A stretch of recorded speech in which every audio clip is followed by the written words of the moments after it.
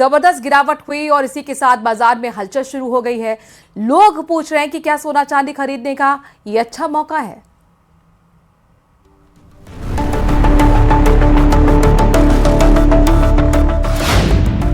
ऐसी गिरावट देखी है कभी?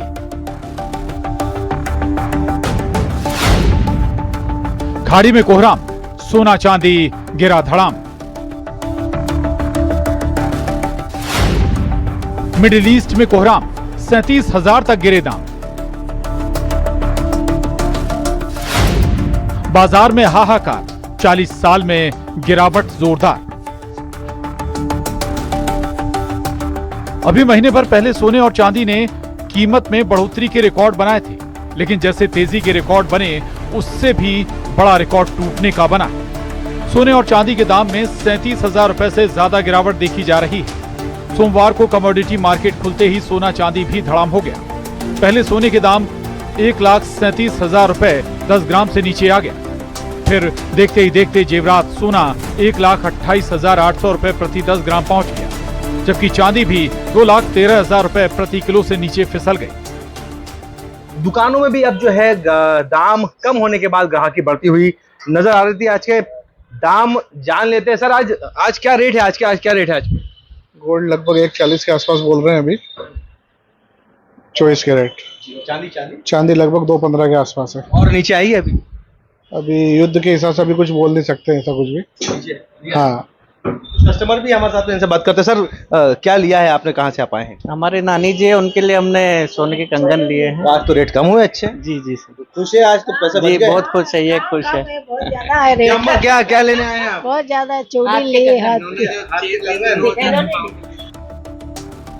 अंतर्राष्ट्रीय बाजार की बात करें तो कॉमेक्स पर भी सोने चांदी के दाम गिर गए। सोना कॉमेक्स पर 5.50% की कमजोरी के साथ $4,359 औंस, जबकि चांदी 6.65% की गिरावट के साथ $65.08 औंस पर ट्रेड करता दिखा। सोना चांदी बहुत सस्ता हो गया है। MCX पर सोने के दाम में 7.61% या 10,992 रुपए की गिरावट है और ये दोपहर 12:20 पर 1,33,500 रुपए के भाव पर ट्रेड कर रहा है। वहीं चांदी 10.38% या 25,533 रुपए की गिरावट के साथ 2,03,239 रुपए के भाव पर ट्रेड कर रही है। सोने का रेट अभी लगभग 1,40,000 के आसपास है 10 ग्राम का, 24 कैरेट का। और चांदी लगभग 2,10,000 से 2,15,000 के बीच में ट्रेड कर रही है। निवेशकों का जो रुझान है उनके लिए थोड़ा सा रोक के उनको इन्वेस्ट करना चाहिए। सोना चांदी पर सराफा व्यापारियों का कहना है कि बढ़ती महंगाई की चिंताओं और उच्च ब्याज दरों की उम्मीदों के चलते सोने की कीमतों में भारी गिरावट आई है। उम्मीद कर रहे हैं कि सोना चांदी के नीचे जाने से बाजार बेहतर होगा। गोल्ड और सिल्वर युद्ध के चलते काफी कम हुए हैं। आज गोल्ड तकरीबन 1,36 से 1,38 के बीच में ट्रेड हो रहा है और चांदी 2,10,000 से 2,15,000 के बीच में आज ट्रेड हो रही है। क्या लग रहा है युद्ध काफी अलग स्थिति में जा चुका है और संभावना अभी यही दिख रही है कि युद्ध रुकने का नाम नहीं लेगा। और युद्ध अगर नहीं रुका तो स्वाभाविक सी बात है कि उद्योग और सभी चीजों में काफी नुकसान होगा। तो सोना और चांदी दोनों कम रेट पे आ सकते हैं। कुल मिलाकर खबर यही है कि सोने चांदी के बाजार धड़ाम हो गए हैं। ये गिरावट कहां तक जाएगी इसका अभी कुछ कहा नहीं जा सकता। ये उनके लिए अच्छी बात है जिनके घर शादी है। सोना खरीदने का अच्छा मौका है। रतलाम से सुधीर जैन की रिपोर्ट, न्यूज़ 18। लोकसभा में संबोधन के दौरान पीएम मोदी ने विपक्ष पर भी प्रहार किया। पीएम मोदी ने कहा कि हालात का फायदा उठाने वाले झूठ फैलाने का प्रयास कर रहे हैं, इसीलिए सबको सतर्क रहने की जरूरत है। प्रधानमंत्री ने यह भी कहा कि मुश्किल दौर में सबका एकजुट रहना बेहद जरूरी है, लेकिन विपक्ष संसद में चर्चा की मांग पर अड़ा है। राहुल गांधी कह रहे हैं कि 25 मिनट के भाषण में पीएम मोदी ने अमेरिका के खिलाफ कुछ नहीं बोला, तो आम आदमी कह रही है सरकार संकट का बोझ आम लोगों पर डाल रही है। यह आम आदमी पार्टी का कहना है।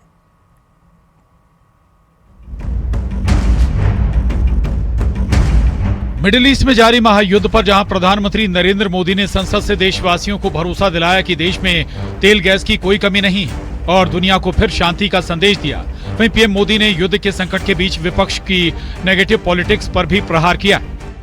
हमें बहुत सावधान और सतर्क भी रहना है। हालात का फायदा उठाने वाले झूठ फैलाने का प्रयास करेंगे, ऐसे लोगों की कोशिशों को सफल नहीं होने देना है। लेकिन विपक्ष सियासी पिच से टस से मस होने को तैयार नहीं।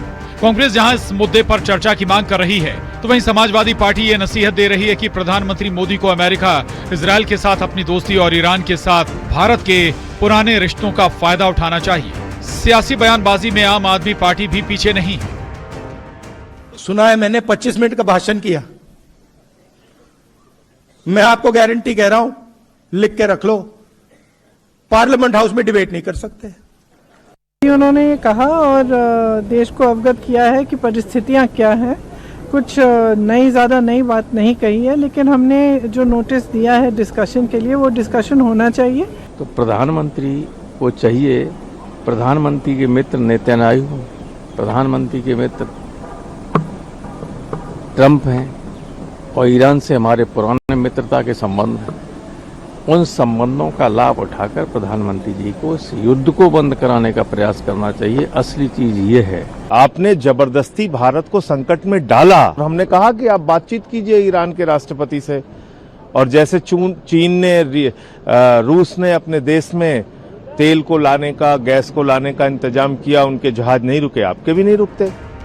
जवाब बीजेपी की तरफ से भी आया। बीजेपी सांसद राजीव प्रताप रूडी के मुताबिक संसद के जरिए प्रधानमंत्री मोदी ने अब पूरी दुनिया को बता दिया है कि भारत हर समस्या और हर चुनौती का सामना करने के लिए तैयार है। भारत तैयार है। देश के प्रधानमंत्री ने पूरे दुनिया को बता दिया कि हम इस युद्ध की समाप्ति चाहते हैं, और साथ साथ हम पूरी तैयारी के साथ देशवासियों के साथ खड़े हैं। देश अब मोटे तौर से उतना ज्यादा आश्रित नहीं है बाहर के स्रोतों से, पर अपनी कामयाबी बताई। और मैं समझता हूं कि एक स्टेट्समैन के रूप में लोकसभा के सत्र चल रहा है, उस समय आके अपना बयान देना, प्रधानमंत्री के एक बड़ा दृश्य भारत के सामने रखना एक बहुत ही औचित्यपूर्ण निर्णय था।